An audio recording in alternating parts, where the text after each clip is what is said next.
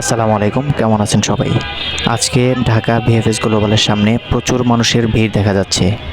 আজকে ভালো পরিমাণ মানুষ ভিএফএস গ্লোবালে গেছে। তার ভিতরে রিটার্ন পাসপোর্ট সাবমিট এবং রিটার্ন পাসপোর্ট সাবমিট করার পরে অনেকে ভিসা কালেকশন করতে গেছে। তো আজকে মোটামুটি ভালো পরিমাণ একটা লোকজনের সমাগম দেখা যাচ্ছে, ভালো পরিমাণ ভিসা হচ্ছে। তো আগে যেগুলো পাসপোর্টগুলো তারা জমা নিয়েছিল ভিসার জন্য, ওগুলোই বেশি পরিমাণ ডেলিভারি দিচ্ছে, কিন্তু নতুন করে পাসপোর্ট সাবমিট বা অ্যাপয়েন্টমেন্ট দেওয়া এগুলো আপাতত একটু স্লো আছে, খুব কম পরিমাণেই নতুন করে সাবমিট করছে। তো আজকে ভালো পরিমাণ মানুষ এই ভিএফএস গ্লোবালের সামনে গেছে পাসপোর্ট সাবমিট করার ভিসা কালেকশন করার জন্য।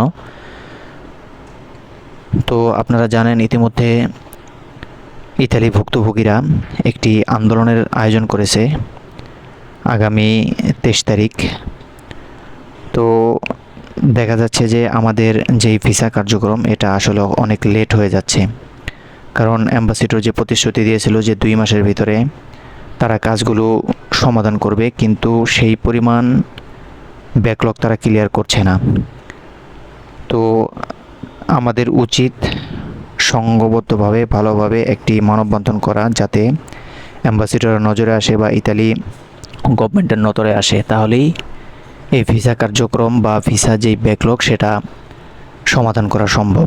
কারণ আপনারা দেখেন যে গত 2023-24 সালের যে ভিসাগুলো, যে পাসপোর্টগুলো, সেগুলোর অনেক মানুষ আছে যারা এখন পর্যন্ত অ্যাপয়েন্টমেন্টই পায়নি। যারা জমা দিব তো দূরে থাক, কিন্তু তারা অ্যাপয়েন্টমেন্টই পায়নি।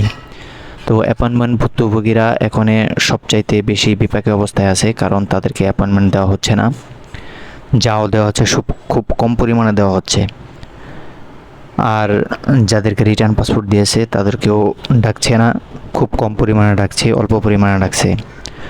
তো আশা করা যায় যে আগামী যে আন্দোলনের ডাক দিয়েছেন ভুক্তভোগীরা 23 জুলাই, তো ওই আন্দোলনের মাধ্যমে যেন একটা সুন্দর ফয়সালা নিয়ে আসা যায়, সেইভাবে আন্দোলন করতে হবে।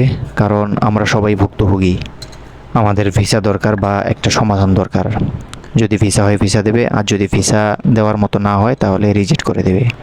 তো সবাই ভালো থাকবেন, আল্লাহ হাফেজ।